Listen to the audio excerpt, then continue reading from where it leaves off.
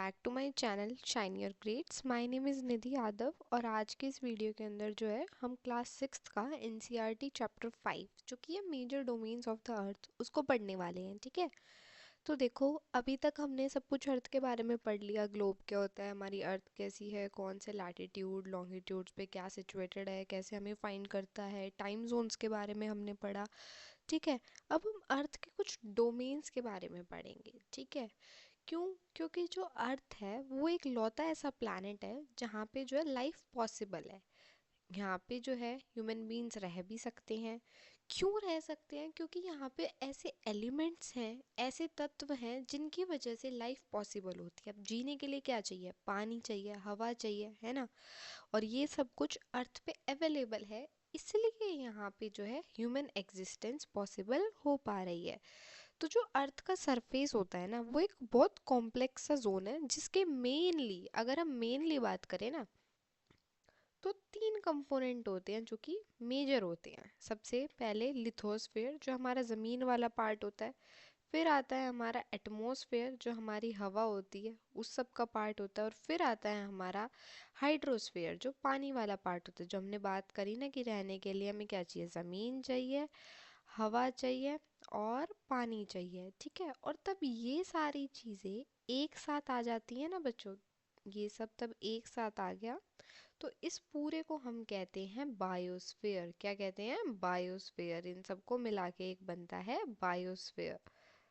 Okay, तो अब देखो सबसे पहले जो सॉलिड पोर्शन होता है ना अर्थ का, जिसके ऊपर हम रह रहे होते हैं, उसको हम कहते हैं लिथोस्फीयर। ठीक है, फिर उसके बाद एटमॉस्फेयर तो सबको पता है, जहाँ पे सारी हमारी गैस की लेयर्स मिलती हैं, oxygen, carbon dioxide, nitrogen, helium, जितनी भी सारी गैसेस है जिस एरिया में मिलती है उसको हम कहते हैं एटमॉस्फेयर।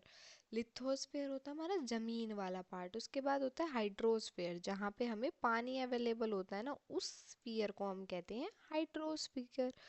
हाइड्रोस्फीयर के अंदर वाटर अपनी हर फॉर्म में होता है, चाहे वो वाटर जो है लिक्विड फॉर्म में है, चाहे वो वाटर पेपर की फॉर्म में है। ठीक है, जहाँ पे है उसको हम कहेंगे हाइड्रोस्फीयर। अब जैसा कि मैंने बताया था बायोस्फीयर क्या है, इन सब का मिक्सचर है। अब देख लेते हैं कि लिथोस्फीयर जो है ये वर्ड कहाँ से आया है। तो ग्रीक लैंग्वेज में लिथोस का मतलब होता है स्टोन। क्या होता है? स्टोन। तो इसलिए स्टोन जमीन पत्थर होती है तो इसको कर दिया लिथोस्फेयर। एटमोस का मतलब होता है वेपर, और ह्यूडोर का मतलब होता है वाटर, पानी, हाइड्रोस्फेयर, और बायोस का मतलब होता है लाइफ। अब जब ये तीनों चीज़ एक साथ आएंगी तो लाइफ बन रही है। ठीक है, तो इसलिए इसका नाम रख दिया बायोस्फेयर। तो ऐसे करके इनके नाम अलग अलग तरीके से रखे गए हैं जो डिफरेंट लैंग्वेजेस से लिए हुए हैं। अब हम पढ़ेंगे लिथोस्फेयर के बारे में कि लिथोस्फेयर एक्चुअली में क्या है, क्या क्या चीज़ें इंक्लूड होती हैं इसके अंदर। सो लिथोस्फेयर जो है वो क्या है? सॉलिड पोर्शन है अर्थ का, उसको ही कहा जाता है लिथोस्फेयर। ठीक है, जहाँ पे हम रह रहे हैं ना वो सॉलिड पार्ट ही तो है भाई, पानी थोड़ी है। पानी पे रहते हो? नहीं रहते ना। तो हम जिस पार्ट पे रहते हैं जो सॉलिड पार्ट है, आप आराम से उस पर चल फिर सकते हो, कूद सकते हो, कुछ भी कर सकते हो, वो लिथोस्फेयर होता है। अब ये किस चीज़ का बना होता है? ये रॉक्स का बना होता है जो अर्थ क्रस्ट के होते हैं, और पतली लेयर होती है एक सॉइल की। ठीक है, अब देखो जो ये अर्थ होती है ना, सॉरी गोल अच्छे से नहीं बना पर समझ जाना, तो इसमें तीन लेयर्स होती हैं। सबसे पहली होती है क्रस्ट, ये अंदर बिल्कुल होता है कोर, और फिर ये होती है बीच की मेंटल। तो जो ये अर्थ का क्रस्ट है, क्रस्ट वाली लेयर है, ठीक है, इसके जो रॉक्स हो गए, और पतली सी लेयर एक सॉइल की जो होती है जिसमें न्यूट्रिएंट एलिमेंट्स होते हैं और कुछ ऑर्गेनिजम्स होते हैं, जहाँ पे जो है हम एग्रीकल्चर कर सकते हैं। ठीक है, वो वाला पार्ट ये लिथोस्फेयर को बनाता है। अब जो अर्थ का सरफेस है ना उसके दो डिवीज़न होते हैं पर्टिकुलरली। एक होता है लार्ज लैंड मासेस, मतलब बड़े बड़े ज़मीन के जो टुकड़े हैं बड़े बड़े, उनको, जिनको हम क्या कहते हैं? कॉन्टिनेंट्स। कितने कॉन्टिनेंट्स हैं हमारे? कमेंट में बताओ जल्दी से। ठीक है, और उसके बाद जो दूसरा पार्ट है वो आता है वाटर बॉडीज, पानी वाला पार्ट। ठीक है, तो एक हो गया ज़मीन वाला पार्ट और एक हो गया पानी वाला पार्ट। ठीक है, जितने भी ओशंस हैं वर्ल्ड के अंदर वो सब एक दूसरे से ना कनेक्टेड है। अभी आपको मैप में दिखाऊंगी मैं कॉन्टिनेंट्स कहाँ पे और क्या कनेक्टेड ओशंस कैसी हैं। ठीक है, अब जो सी वाटर का लेवल होता है, अब मान लो इतना डीप अगर ये है, मान लो एग्जाम्पल ले रहे हैं हम, ये 2 मीटर है, तो जो इनका लेवल है वो सेम ही है हर जगह, ठीक है। अब लैंड का जो एलिवेशन होता है उसको हम सी लेवल से मेज़र करते हैं, जिसको कहते हैं हम टेकन एज ज़ीरो। जो सी लेवल है ना, हम सी लेवल से जो है ऊंचाई नापनी शुरू करते हैं लैंड के एलिवेशन को, और वहाँ ज़ीरो से स्टार्ट हो जाता है वो सी लेवल से लेके, ठीक है।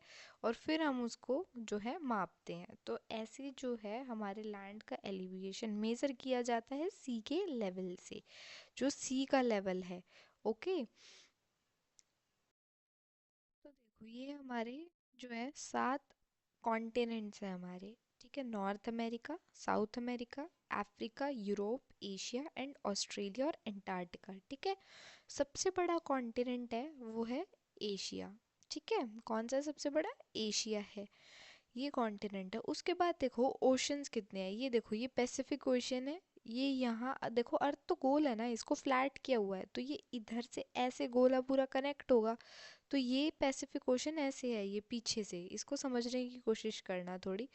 ये सदर्न ओशन है, ये अटलांटिक ओशन, देखो अब ये पैसिफिक यहाँ ऐसे कनेक्ट है, तो ये इंडियन ओशन से भी कनेक्ट है, सदर्न ओशन है बीच में, ये इससे और इससे कनेक्ट है। अटलांटिक ओशन है और आर्टिक ओशन है, तो ये ओशन तो सारे कनेक्ट ही हो गए ना, इनके बीच बीच में जो है ये कॉन्टिनेंट्स हमारे एग्जिस्ट करते हैं, ठीक है। अब देखो जो हाईएस्ट माउंटेन्स की, तो देखो जो सबसे बड़ा माउंटेन है वो है हमारा माउंट एवरेस्ट, और उसकी हाइट कितनी है? 8848 metres above the sea level. तो सी लेवल से देखो 8000 मीटर ऊपर, 8000 क्या है मतलब 9 से थोड़ा कम ही है, 9000 मीटर ऊपर है, तो कितनी बड़ी माउंटेन पीक होगी इसका अंदाज़ा आप लगा सकते हो, ठीक है। अब अगर हम सी लेवल के नीचे के डीपेस्ट की बात करें कि कितना जो है जाता है नीचे, डेप्थ कितनी है, तो ग्रेटेस्ट डेप्थ जो है वो है 11,022 मीटर्स, और इसको इस पॉइंट को हम कहते हैं मेरियाना ट्रेंच। ये याद रह जाएगी चीज़ कि हाईएस्ट माउंटेन पीक मतलब सी लेवल से ऊपर जो सबसे बड़ी चीज़ है वो है माउंट एवरेस्ट, जिसकी 8,848 मीटर्स जो है लेंथ है, और जो डेप्थ है ग्रेटेस्ट वो है 11,022 मीटर, जो कि है मेरियाना ट्रेंच की, ठीक है। अब देखो एडमंड हिलारी न्यूजीलैंड के थे ये, और तेंजिंग नोर्गे शेर्पा ये इंडिया के थे। ये पहले ऐसे आदमी थे जिन्होंने माउंट एवरेस्ट को क्लाइंब करा था, मतलब माउंट एवरेस्ट की चोटी पे चढ़े थे ये लोग। अब माउंट एवरेस्ट जो है वो सबसे बड़ा माउंटेन है ना, कब चढ़े थे ये? 29 मई 1953। कब चढ़े थे? 29 मई 1953। अब इसे तो बहुत साल पहले की बात है। फिर जुनको तबेई, ये जापान की एक वुमेन है, to reach the summit on 16 May 1975। और पहली जो इंडियन वुमेन थी जो इसकी चोटी पे सबसे ऊपर पहुंच पाई थी वो थी 23 मई 1984। मतलब देखो सब मई में ही चढ़े हैं, और उसका नाम क्या था? बचेंद्री पाल। वर्ल्ड में सबसे पहले जो वुमेन गई थी माउंट एवरेस्ट पे वो है जुनको तबई, मतलब सबसे ज़्यादा लेंथ जो है चढ़ पाए थे वो उसकी बात हो रही है। और जो है इंडिया से है वो है बचेंद्री पाल, 23 मई 1984, मतलब इसके 9 साल बाद गई थी वो, समझे। उसके बाद बात आती है कॉन्टिनेंट्स की।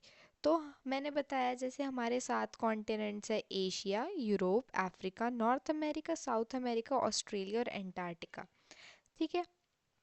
उसके बाद एशिया की बात करते हैं, तो एशिया जो है सबसे बड़ा कॉन्टिनेंट है, बताया था पहले भी कि लार्जेस्ट कॉन्टिनेंट कौन सा है? एशिया है।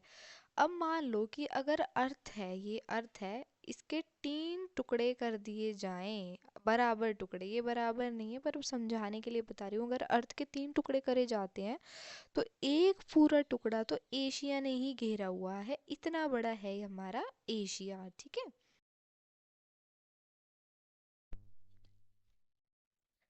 तो एशिया क्या है? लार्जेस्ट कॉन्टिनेंट है, 1/3 पार्ट जो है टोटल लैंड एरिया का वो कवर करता है।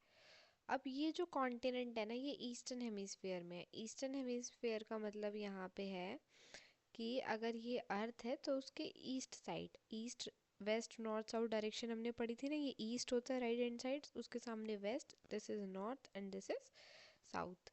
ठीक है। फिर उसके बाद जो है एशिया जो कॉन्टिनेंट है, तो हमने पढ़ा था अगर ये अर्थ है तो बीच में ये इक्वेटर डिवाइड करता है ना, और इक्वेटर के ऊपर जो है 23.5 डिग्री नॉर्थ में क्या होता है, ट्रॉपिक ऑफ कैंसर, और नीचे कौन सा होता है, ट्रॉपिक ऑफ कैप्रिकॉर्न। तो एशिया से जो है ट्रॉपिक ऑफ कैंसर भी पास होता है। अब एशिया जो है वो यूरोप से सेपरेट हो रखा है, किसके थ्रू, किसके थ्रू सेपरेट हो रखा है, यूरेल माउंटेन्स की रेंज जा रखी है, वो जो है यूरोप और एशिया को जो है सेपरेट करती है। ठीक है। अब इन दोनों का जो कंबाइंड लैंड मास है यूरोप का और एशिया का, उसको मिलके बोला जाता है यूरेशिया। ठीक है, अब इन सबको एक बार मैप में देख लेते हैं।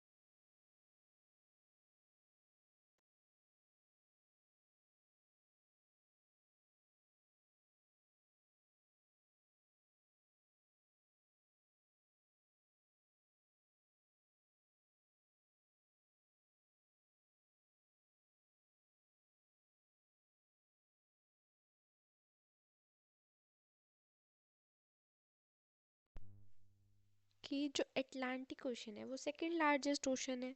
और अटलांटिक ओशन ना ऐसे एस बना हुआ है क्योंकि इसके कंट्रीज है यहाँ पे। नॉर्थ अमेरिका है यहाँ पे, साउथ अमेरिका आ जाता है, ठीक है, यूरोप का और अफ्रीका का पार्ट आ जाता है, तो ये ऐसे एस शेप में बना हुआ है, ठीक है। अब वही बात आगे बताई हुई है। तो ये जो कोस्ट लाइन है अटलांटिक ओशन की वो हाईली इंडेंटेड है। अभी इरेगुलर और इंडेंटेड इसलिए है क्योंकि ये कोस्ट लाइन को आइडियल लोकेशन प्रोवाइड करती है नेचुरल हार्बर्स और पोर्ट्स के लिए। तो अटलांटिक ओशन देखा जाए ना तो बहुत बिजी ओशन है, और कॉमर्स और ट्रेड के हिसाब से बहुत मेन ओशन है। मतलब कॉमर्स और ट्रेड के हिसाब से कैसे मेन है कि यहाँ पे ऐसी शेप है इसकी कि नेचुरल वेव्स के साथ आना, लोगों को ट्रेड करना, शिप्स को आना जाना बहुत आसान हो जाता है यहाँ पे। बात आती है इंडियन ओशन की। तो इंडियन ओशन इकलौता ऐसा ओशन है जिसको नाम दिया गया है किसी कंट्री के बाद, ठीक है, हमारी अपनी कंट्री इंडिया के बाद इंडियन ओशन को नाम दिया गया है। अब इंडियन ओशन की शेप ऑलमोस्ट ट्रायंगुलर ही है। नॉर्थ में एशिया पड़ जाता है, वेस्ट में अफ्रीका और ईस्ट में ऑस्ट्रेलिया, ठीक है। अब सदर्न ओशन जो है वो कॉन्टिनेंट एंटार्क्टिका, जो एंटार्क्टिका कॉन्टिनेंट था ना हमने पढ़ा था, उसको एनसर्कल करता है 60 डिग्री साउथ लैटिट्यूड में, ठीक है। फिर उसके बाद बात आ जाती है आर्टिक ओशन की। तो आर्टिक ओशन जो है आर्टिक सर्कल में लोकेट होता है। आर्टिक सर्कल कहाँ है हमारा, ऊपर की तरफ है ना, वहाँ पे लोकेट होता है। फिर उसके बाद नॉर्थ पोल को जो है ये सराउंड करता है। अब जो है कनेक्ट है ये पैसिफिक ओशन से एक नैरो स्ट्रेच से शेलो वाटर के, जिसको हम कहते हैं बेरिंग स्ट्रेट। जैसे पार्क स्ट्रेट इंडिया और श्रीलंका वाला है, इसको कहते हैं बेरिंग स्ट्रेट। और it is bound by northern coast of North America की नॉर्दर्न कोस्ट से, और यूरेशिया से ये कनेक्टेड है, बाउंडेड है, ठीक है। फिर बात कर लेते हैं एटमॉस्फेयर की। एटमॉस्फेयर कौन सी लेयर है, जो हमारी हवा वाली लेयर है, जहाँ से हमें जो है हवा मिलती है, ऑक्सीजन मिलती है, वो वाली लेयर जहाँ पे डिफरेंट डिफरेंट तरह की गैस होती है उसको कहा जाता है एटमॉस्फेयर, ठीक है। अब एक थिन ब्लैंकेट है एयर की, और बहुत ही इम्पोर्टेंट और इंटीग्रल पार्ट होता है प्लैनेट का। इससे हमें वो हवा मिलती है जिससे हम सांस ले पाते हैं, और जो हमें प्रोटेक्ट करती है सन की हार्मफुल रेस से, ठीक है। तो जो एटमॉस्फेयर है ना, एटमॉस्फेयर की लेयर जो है वो 16,000 किलोमीटर तक एक्सटेंड होती है, ऊपर तक कहाँ तक जाती है, 16,000 किलोमीटर तक। और 5 लेयर्स में ये डिवाइड है। ये लेयर्स बहुत इंपॉर्टेंट है, पेपर में हमेशा पूछी जाती है लेयर्स ऑफ द एटमॉस्फेयर, ठीक है। तो 5 लेयर है, troposphere, stratosphere, mesosphere, thermosphere and exosphere, ठीक है।